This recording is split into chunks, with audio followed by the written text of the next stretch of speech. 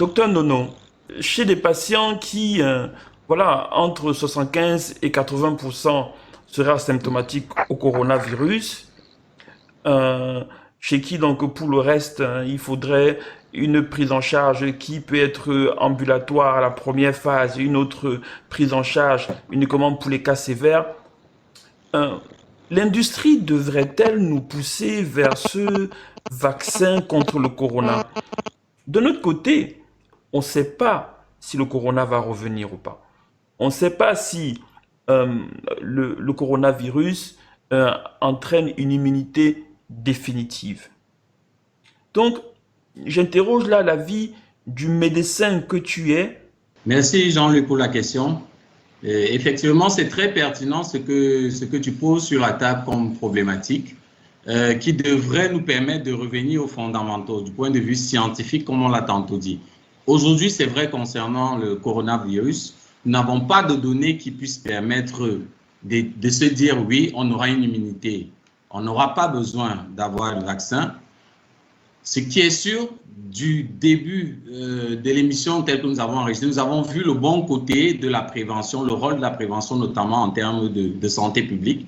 Et donc, il serait bien, ça revient à ramener un tout petit peu, tous ces vaccins qui sont généralement mis sur le marché, ça provient des données qui sont collectées et qui sont disponibles, qui permettent justement du point de vue santé publique de se dire, on va avec ces vaccins-là. Aujourd'hui, nous n'avons pas suffisamment de données, mais c'est vrai qu'il faut préciser que les industriels ont justement commencé à faire des travaux sur les vaccins contre le coronavirus et qui sont en phase d'essai pour certains.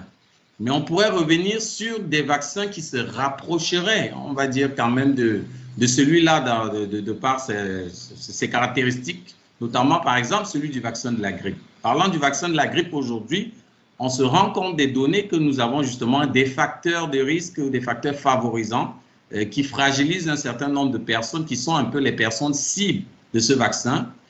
Et les données qui sont présentes, beaucoup plus nous avons des données des régions européennes, la zone européenne, des régions américaines qui montrent ces personnes du troisième âge qui sont plus exposées ou qui décèdent par rapport au virus de la grippe.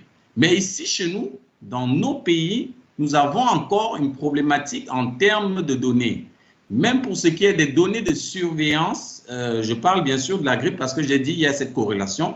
Même en termes de données de surveillance, nous avons des unités de surveillance dans nos pays, mais par exemple pour le Cameroun, il y a encore un problème d'information. Parfois, les gens ne sont même pas avisés du fait qu'il y ait des centres de surveillance de ces maladies évitables par la vaccination.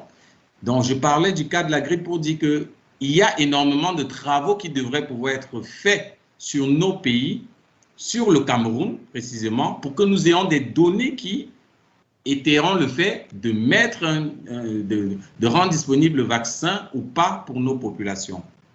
Avons-nous déjà un vaccin contre le paludisme? Avant d'aller là, donc, je me tourne vers Laetitia. Laetitia qui est sur nos réseaux sociaux, et qui a donc des questions qui viennent de ce côté-là. Laetitia, qu'est-ce qu'on pose comme question donc dans les réseaux? Bon, peut-être une question pour clôturer le débat sur le Covid. Un auditeur qui demande en anglais, How is Cameroon preparing for implementation of COVID-19 vaccine? And what are the approaches that we are already implementing to ensure country readiness? For example, changes in vaccine schedule, eligibility criteria, sensitizing communities to decrease vaccine hesitancy and therefore increase the uptake. Donc ça, c'est la première question. Une deuxième question qui vient de Amina, à savoir quelle est la conduite à tenir devant le refus lors de campagnes de vaccination de masse. C'est quand même des questions qui sont quand même assez pertinentes et troublantes. L'attitude sur le le refus de vaccination pendant donc les campagnes de masse, comme on a dit tout à l'heure, aucun vaccin n'est obligatoire au Cameroun. Donc c'est l'information, la discussion, l'éducation thérapeutique donc des personnes qui va aller avec ça. Mais je pense que Dr Tatiana Dikusi donc en dira un mot tout à l'heure. Moi je me tourne aussi donc de nouveau donc vers Ulrich, qui a aussi donc d'autres questions donc du forum.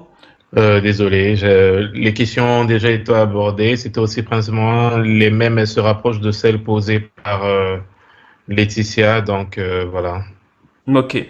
Peut-être Donc, une dernière, Jean-Louis, oui. en rapport avec le papillomavirus. Donc, il y a un auditeur qui se posait la question, hein, c'est une question un peu comportementale, de savoir si vacciner les filles de 7 ans à 9 ans, enfin, les jeunes adolescents, ne favoriserait pas le fait qu'elles aient des relations sexuelles assez précoces, parce que dans la connaissance des gens, on pense que ça peut protéger aussi contre les IST. Souvent, les gens ne savent pas exactement ce que c'est. Il renchérit en disant qu'il connaît même un médecin qui a refusé de donner ce vaccin à sa fille en pensant que ça pourrait potentiellement l'exposer à des relations sexuelles précoces. Moi, ce que je dirais, c'est tout comme donc regarder une série où des adolescents donc s'embrassent peut favoriser donc des relations sexuelles. Donc partie du fait que vacciner va favoriser ça. C'est un discours qu'on a tellement en Afrique parce qu'il y a certains sujets qu'on ne veut pas aborder, qui restent un peu tabous ou bien devant lesquels les parents peuvent être assez mal à l'aise pour en parler et où on cherche tout de suite donc on va dire les versants les plus pervers ou bien les plus négatifs donc de la question. Donc chacun se fera donc son idée dessus. Édouard, le paludisme, notre bon vieux paludisme. Où en est-on avec le vaccin? Merci Jean-Louis. Écoute, le paludisme est une de ces maladies qui, à mon sens, expose clairement les limites de la vaccination ou du développement d'un vaccin. C'est une maladie complexe, c'est un parasite qui est complexe. C'est un parasite qui, dans son cycle, n'a jamais la même forme. Il passe par différentes formes dans l'organisme, il n'a pas la même forme dans le moustique. Et ça rend les choses extrêmement compliquées en termes de développement d'un vaccin qui a besoin de cibler une ou deux d'approcher une ou deux cibles antigéniques.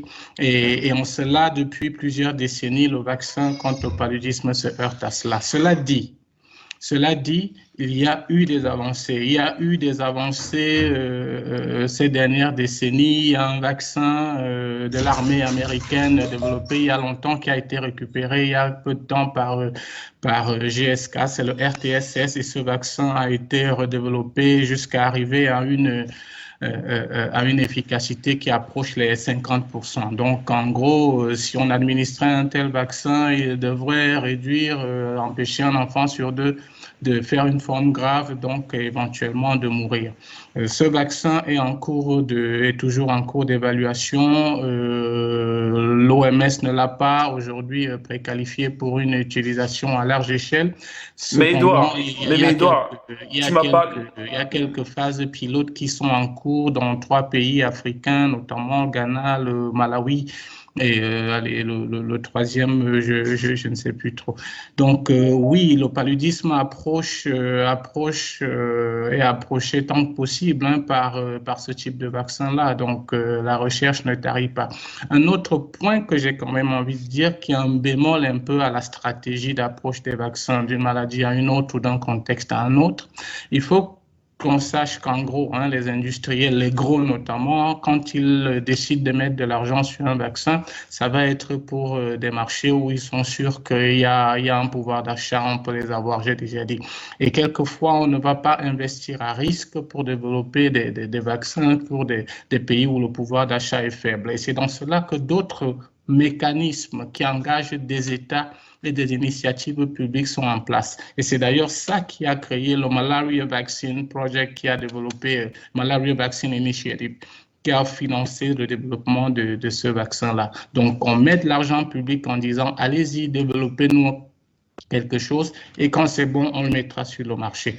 On espère que très vite, ce vaccin-là, qui est de loin le plus avancé en termes d'efficacité, pourra être mis sur le marché. Mais on espère aussi que d'autres initiatives de financement engagées par les pays qui sont les plus concernés pourront mettre des financements et des technologies pour de la recherche et développement sur un vaccin anti-palu. Ça peut s'appliquer à d'autres maladies également négligées dans des pays à revenus limités.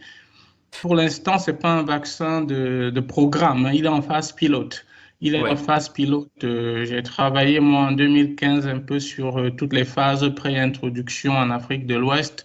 Il est en phase pilote dans 3 pays africains. On espère qu'on aura des résultats concluants pour une mise à l'échelle. Donc, encore une fois, je le redis, c'est de loin le plus élaboré en efficacité qu'on ait depuis que des tentatives de projets vaccinaux sont faites contre la malaria. Ce que je voudrais, c'est que tu relativises un peu ce chiffre-là, parce que nos téléspectateurs peuvent voir le chiffre 56% d'efficacité, se dire, mais on s'attend à ce que ce soit 100%. Exact. Quand on le regarde, Exactement. quand tu compares ça à ce que le virus de la grippe ferait, ou bien d'autres virus, en fait, on est au-dessus de ce que beaucoup de vaccins font déjà. Ah ben, bien sûr, bien sûr. Le palu est le premier tueur mondial. Point final. Du coup, imaginez une maladie qui tue 1 million d'enfants et vous en protégez 500 000. Ce n'est pas rien, c'est énorme si vous empêchez 500 000 enfants de mourir. Donc, si on relativise en vous disant c'est 50% d'efficacité, vous dites, oh mince, ce vaccin n'est pas assez bon. Mais si vous dites que vous sauvez la vie à 500 000 enfants, là, on se calme un tout petit peu. Donc, on est sur une maladie qui est une grosse tueuse et cette grosse tueuse pourrait être réduite dans sa létalité de 50%. Et c'est ça qui est fantastique. Mais aujourd'hui, malheureusement, la technologie et la recherche ne fait pas mieux, mais ce serait quand même ça. Et c'est un des arguments qui a motivé quand même à avancer, à mettre ce vaccin dans les populations, parce que le nombre en valeur absolue d'enfants sauvés est impressionnant. Donc, on est loin des maladies qui vont faire 10 000 morts tous les ans, où vous mettrez un vaccin à 50% qui aurait un certain coût pour sauver 5 000. Quoique une vie sauvée est une vie sauvée, il n'y en a pas une qui soit à mettre sur la balance, préférentiellement à une autre, mais ça reste un volume assez impressionnant de cas potentiellement sauvables par ce vaccin-là. Donc, la recherche n'est pas tarie. Sur Palu, elle n'est pas tarie sur le VIH, pour citer un autre pathogène complexe, pour lequel la recherche a beaucoup de maux de tête. Oui.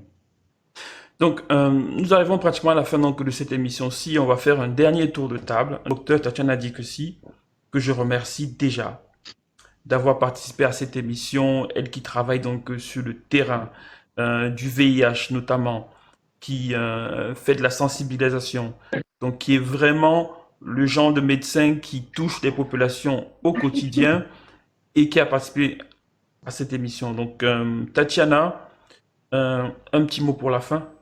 Lorsqu'on a introduit le vaccin du cancer du col de l'utérus chez les jeunes filles au Cameroun, j'ai participé à la phase pilote de cet essai dans la région du littoral et d'Eya Nkonsamba en particulier. Donc, vous comprenez que ça fait 4 ans qu'on a fait le pilote et qu'on a pris du recul avant de pouvoir décider de faire un passage. Et comme on l'a cessé de le dire tout au long de cette émission, le gros nœud de l'introduction ou reste la communication. Beaucoup de personnes refusent parce qu'ils n'ont pas la bonne information. Des milliers de médecins et même des praticiens jusqu'aujourd'hui ne comprennent pas pourquoi il faut administrer plusieurs doses de poliovirus oral. Le tout reste donc la communication. Je pense que si nous essayons de quitter la position de critique pour devenir acteur dans la production, pour devenir acteur dans le contrôle qualité des vaccins, on s'en portera mieux. Toujours que les pays étrangers qui font ou qui investissent dans la production des vaccins ne le font pas seulement pour des besoins de gain d'argent. Lorsqu'on regarde aujourd'hui l'impact que le Covid a à l'échelle mondiale, les pertes en vies humaines, les pertes en ressources humaines, matérielles, l'impact économique, je dis oui, il faut un vaccin. Alors, on n'a pas assez de recul par rapport à la sécurité, par rapport à la sûreté de ces vaccins. Alors, on doit, nous aussi, pays africains, s'investir là-dedans. Ça ne doit pas être l'affaire des autres qui viennent nous protéger. Le monde est aujourd'hui un village planétaire. La maladie, elle ne demande ni passeport, ni visa. Elle s'incruste donc. En dehors d'être critique, nous devons nous-mêmes devenir des acteurs. Et lorsqu'on parle de refus dans les activités de vaccination supplémentaires, il faut dire que dans la majorité des cas, ces refus sont gérés par la sensibilisation. On a vu une montée en puissance des églises réveillées avec les refus de vaccination au cours de ces dernières années. Et la plupart, je peux citer les églises où moi j'ai été faire la sensibilisation et où même des leaders spirituels sont devenus des mobilisateurs communautaires en faveur de la vaccination lorsqu'ils ont reçu la bonne information. Voilà. Merci.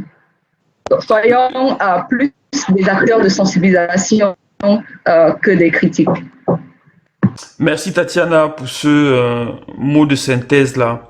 Je me tourne maintenant vers Emmanuel Nono, qui a fait le plaisir donc, de participer à cette émission-ci en tant que médecin déjà, et d'abord, et ensuite maintenant en tant que vaccinologue pour une entreprise.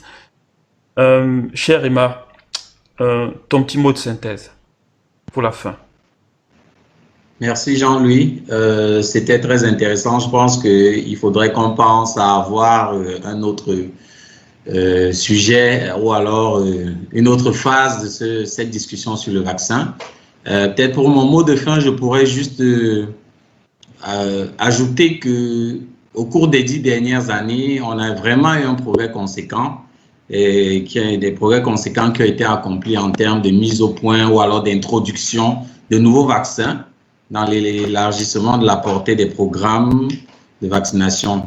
Et donc, améliorer l'accès à l'eau potable, l'assainissement, sont d'autres mesures qui ont accompagné cela.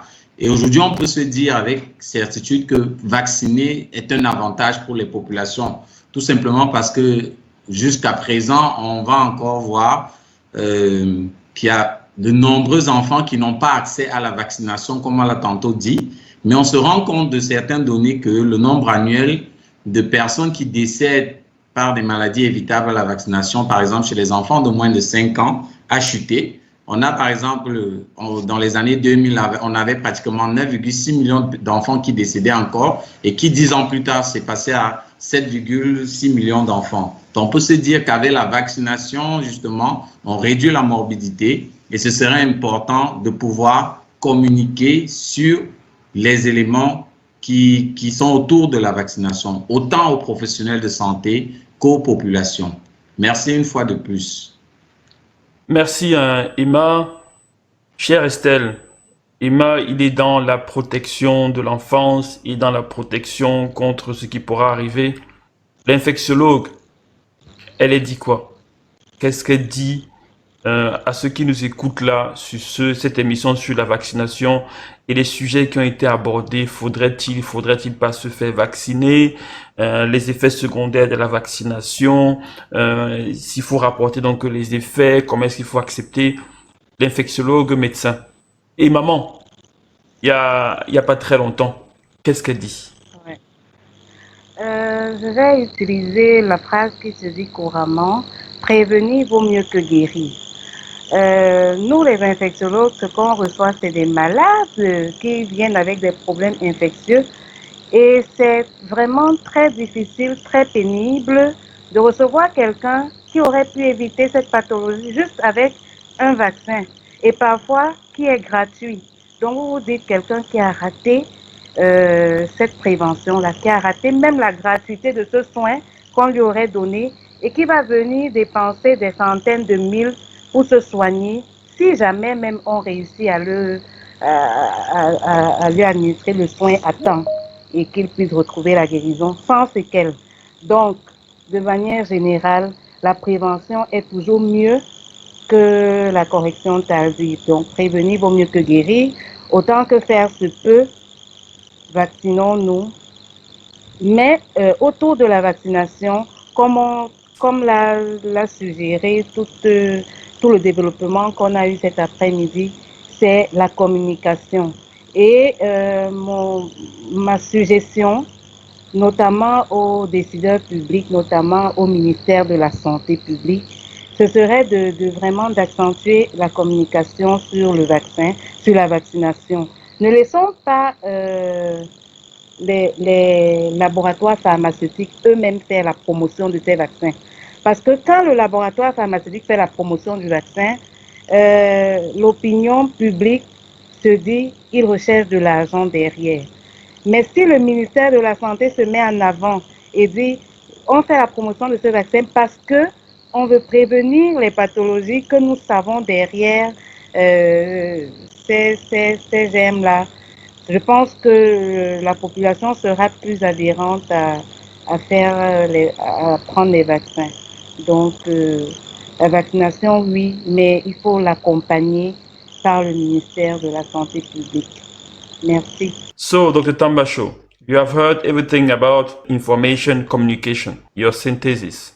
Okay, I would first of all like to thank Medcame for this opportunity for us to have all the experts on this panel to explain to the population the importance of vaccination. So what I would just like to add now is that when a child is completely vaccinated in Cameroon, is protected against at least 12 diseases.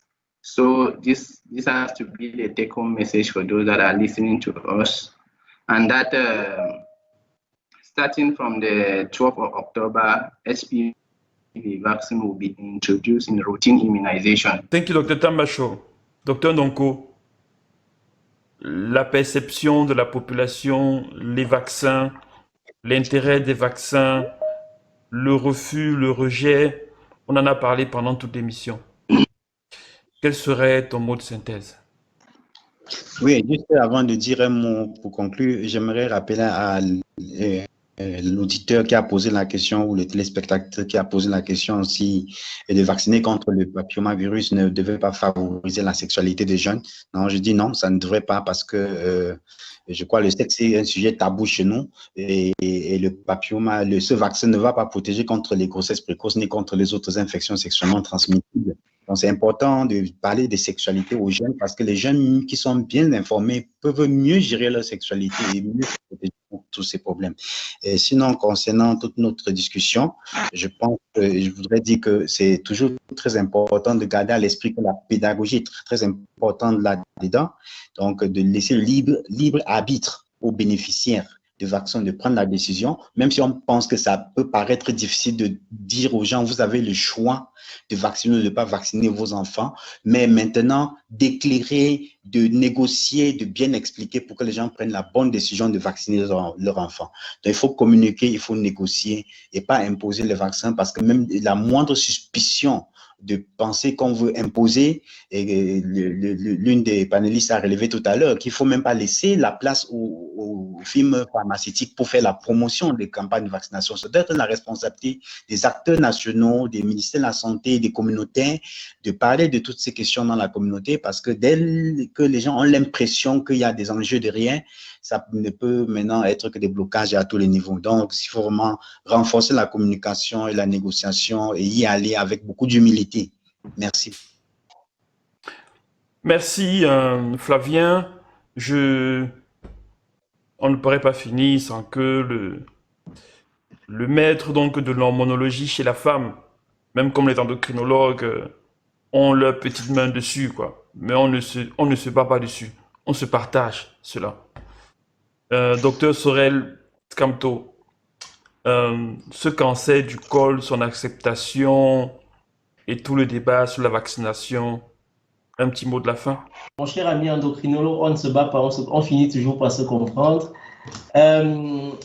Concernant le vaccin du cancer du col de l'utérus, bon, c'est déjà introduit. Donc, le cancer du col de l'utérus, c'est une pathologie grave chez nous. Et comme Patrick disait, c'est une pathologie où il faut vacciner dans l'enfance, adolescence pour la vie adulte.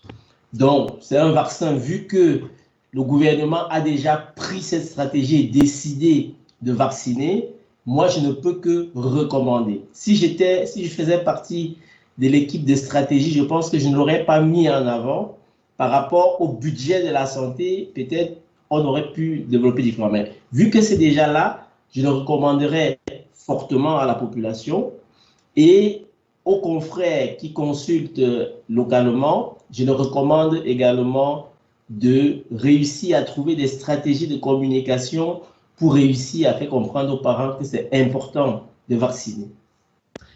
Toute la polémique sur la stérilisation et tout, les gens doivent comprendre que ce qu'on dit que les Européens veulent stériliser l'Afrique, on n'a pas besoin de développer des vaccins à des milliards pour nous stériliser. On peut utiliser déjà le lait qu'on importe, le vin de Bordeaux qu'on boit l'autre jour, le champagne et tous les autres produits que nous importons. Si on voulait nous exterminer avec près de 80% de nos denrées qu'on importe et même plus, nous serons déjà morts en un clin d'œil comme ça. On n'a pas besoin de développer des vaccins et de trouver des stratégies complexes. Donc, le ministère a mis sur pied ce vaccin, profitez-en. Je ne sais pas jusqu'à quand ça va durer parce que ces vaccins ont un coût important. Je ne sais pas jusqu'à quand on va pouvoir supporter cela. Donc, médecins, infirmiers, sages-femmes, pédiatres, recommandez le vaccin à vos populations et donnez la bonne information. Le vaccin n'exempte pas de frottis de dépistage dès les 24-25 ans. Ça, c'est très important. Il ne faut pas qu'on pense qu'une fois qu'on a fait le vaccin, on est bon. Après, il faut quand même faire les frottis de dépistage dès les 24-25 ans. Merci Sorel pour cette approche-là. Je vais me tourner donc vers le docteur Francis Ndé. Francis, ta synthèse. Le vaccin, comme les antibiotiques, ont fait partie dans la médecine de manière générale à des tournants très importants. La découverte des vaccins et des antibiotiques à des tournants très importants du développement de la santé. Donc, il n'y a aucun doute sur les effets qu'on a obtenus sur l'amélioration des états de santé et des changements totalement de 180 degrés avec ces découvertes. Au fil du temps, malheureusement, il y a ce qui se passe avec tout ce qui se passe comme lobby, comme intérêt économique, etc., qui font malheureusement qu'on peut avoir des dérives. Ça, c'est sûr, mais ça n'enlève en rien l'efficacité de certains vaccins dans certaines indications bien précises pour lesquelles il faut vraiment faire la promotion parce qu'on voit bien que ça participe à la lutte contre certaines maladies. Donc, il faut rester vraiment lucide et rationnel. Ce qui ne va pas, il faut le dire. Ce qui va, il faut continuer. Dans ce domaine, pour conclure, et d'ailleurs pour encourager, pour ce qui est du Cameroun, vos initiatives, surtout avec cette nouvelle génération de médecins, c'est vraiment de développer cet aspect de communication et de pharmacovigilance. Il faut taper vraiment dessus parce que ça, le défaut, comme je l'ai dit, la faiblesse de la pharmacovigilance fait en sorte qu'on prête le flanc à des détracteurs qui peuvent globaliser les problèmes et pour les vaccins qui peuvent être indiqués, on peut avoir les effets aussi négatifs dans la population alors qu'on voit bien que ça peut bénéficier à tout le monde. Donc voilà mon mot de la fin. Je vous remercie beaucoup et je vous encourage vraiment dans ce type d'initiative. Docteur Ngou, pédiatre sur la vaccination, ton petit mot de la fin. Merci Jean-Louis. Merci encore pour l'invitation. Merci aux panélistes pour l'échange. Je voudrais juste dire que la pédiatrie repose sur 3 piliers. D'abord, la vaccination, l'allaitement maternel et les actions en communauté. Et j'exhorte vraiment les professionnels de la santé à ne pas prendre les populations comme acquises. Parce que c'est une véritable faiblesse, ça, ce n'est pas un secret de le dire. La population, maintenant, veut faire comprendre qu'elle a un droit de parole. Et nous avons le devoir de leur concéder ce droit de parole et de trouver des approches innovatrices. Le coronavirus a fait en sorte que les patients désertent les hôpitaux, en plus déjà de la crise de confiance qui existait. Donc nous devons trouver de nouvelles armes pour aller vers les patients et pour réussir à les convaincre de recommencer à fréquenter les hôpitaux. Moi, je vais finir par le slogan que je défends bec et ongles, c'est santé par tous, qui devrait remplacer notre slogan santé pour tous, où on mettait la population dans une posture où elle subissait les soins, elle avait droit aux médicaments. Mais la population a plus droit à la bonne information qu'aux médicaments. Et c'est cet esprit que je souhaite et que je partage avec Maître Kamer. Merci encore à tous. Merci à Maître Kamer pour cette belle expérience et belle aventure. Je termine avec Edouard, qui a été mis au mur aujourd'hui avec les attaques contre l'industrie, mais qui a su se décrocher du mur, comme il sait si bien le faire à chaque fois. et même replaqué au mur plusieurs fois. Il s'est encore décroché du mur et de fort belle manière. Édouard, je sais que la vaccination, ça te sort par les oreilles, tu le transpires par la peau et que c'est un sujet à ne jamais en finir. Mais quel est le petit mot de la fin que tu pourrais dire? Ok. Merci Jean-Louis. Non, mais comme tu dis, hein, la vaccination, c'est une passion de tout le temps. Ça fait un peu plus d'un siècle qu'on a rendu les vaccins accessibles et connus de tous. Et pourtant, aujourd'hui, on discute encore profondément des enjeux et surtout des polémiques. C'est peut-être ces polémiques-là qui vont enrichir aussi l'éthique autour des vaccins et la capacité à s'améliorer. Hein. L'industrie a déjà fait énormément de progrès en termes d'éthique et de déontologie ces 10 à 15 dernières années. Je pense que ça va continuer dans ce sens. Donc, la vaccination, c'est une question d'engagement. Et c'est une question d'engagement de tout le monde. Hein. C'est la santé par tous, comme le clame Patrick, et c'est exactement ce que c'est. C'est une question de courage. C'est le courage des autorités à prendre leurs responsabilités, à informer de façon transparente les populations, parce que sur tout ce qui gravite autour d'un mystère, la réticence et la sensibilité vont s'en trouver impactées. C'est une question de communication et ça, il faut le faire. Il faut le faire de manière ouverte, il faut le faire de manière claire et précise, il faut le faire avec des données, il faut le faire avec des chiffres qui proviennent des populations auxquels on a affaire. Il y a de l'engagement financier qu'il faut que les pays prennent. Aujourd'hui, on a une industrie du vaccin qui est quasi inexistante sur le continent. Les pays africains doivent prendre ce type d'engagement-là. Avoir plus qu'un site qui reproduit sous licence un vaccin en Afrique du Sud ou l'Institut Pasteur à Dakar qui produit le vaccin contre la fièvre jaune, 2 sites de production de vaccins sur le continent. Il y a ce type d'engagement à faire pour un continent qui a une des plus grosses morbidités quand même de la planète. Donc, au niveau des maladies infectieuses, cela est important à faire. Il faut saisir ces opportunités-là et développer une communication qui engage les acteurs. Hein. Pas que les spots publicitaires des industriels, je le redis, on l'a assez dit, il faut que les acteurs s'engagent. Et les acteurs, ce sont des acteurs politiques, ce sont des acteurs de santé publique, ce sont des acteurs opérationnels de terrain. Et tout cela passe par de l'ouverture, de la proximité, du marketing social sur des solutions vaccinales contre les maladies infectieuses et des systèmes de santé. Donc, du counseling en cas de refus, etc. Il y a beaucoup de choses. Nous courons derrière les maladies quasiment tout le temps. Et ça aussi, c'est une des limites des vaccins parce que les maladies évoluent, les maladies changent, les sérotypes change. Quand vous en combattez 2, il y en a qui prennent la place. On est tout le temps en train de courir derrière. Et aujourd'hui, le contexte du coronavirus vient nous rappeler que les enjeux sont toujours importants. Et juste pour répondre à quelqu'un, l'industrie ne va pas forcer un vaccin, c'est l'opportunité qui va appeler à des solutions.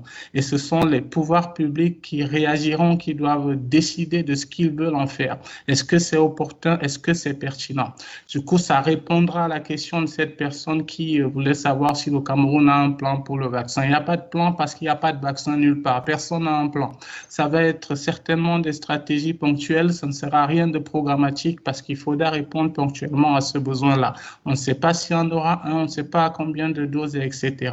Donc, il faut être alerte à ça. Mais il faut préparer aussi les populations. Il faut préparer la perception.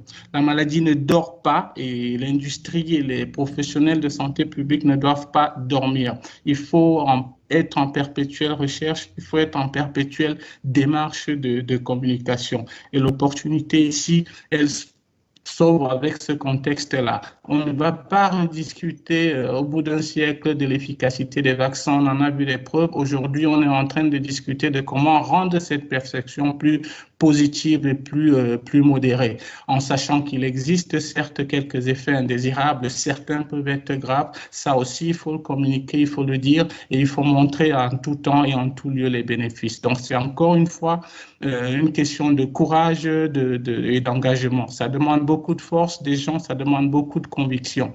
Et je finirai par le slogan de notre pédiatre en chef, Santé par tous. C'est vraiment un engagement qu'il faut qu'on ait vis-à-vis de cette stratégie de santé publique qui a fait ses preuves et qui va, je l'espère, continuer à en faire davantage. On développera certainement dans les prochaines années de nouvelles technologies de vaccins. On devra faire face à des questions et des problématiques de coût et d'accès, mais ça se résout d'une manière ou d'une autre par de l'engagement politique, par l'engagement des industriels, par des engagements des autorités de santé publique mondiale, des fondations privées, tous ces mécanismes de financement et de communication qui travaillent à ce que les pays à ressources limitées comme les autres aient accès à des moyens de prévention pour éviter des maladies. Et il en va du bien-être de nos populations. Donc, je finirai en remerciant ton initiative à la Comède et Ahmed Kamer pour cette opportunité sur un sujet aussi vaste. Je n'ai pas de doute que très probablement dans les prochaines semaines ou mois, il y aura un épisode 2 parce qu'il faut qu'il y ait plusieurs épisodes. Et ça aussi, c'est l'engagement de nous tous professionnels de la santé d'apporter l'information positive en tout temps et ne pas laisser la place qu'à ceux qui disent du mal de ces méthodes qui sauvent pourtant des vies. Il faut être tout aussi présent que les anti. Il faut apporter toutes les informations et j'espère que nous autres industriels ou affiliés à l'industrie apporteront une objectivité qui ne saura pas faire défaut. Merci. Je vous remercie tous de votre participation, de votre disponibilité à discuter dans un sujet aussi difficile qui a demandé beaucoup de recherche, qui a demandé à ce qu'on aille en profondeur donc, dans les sujets.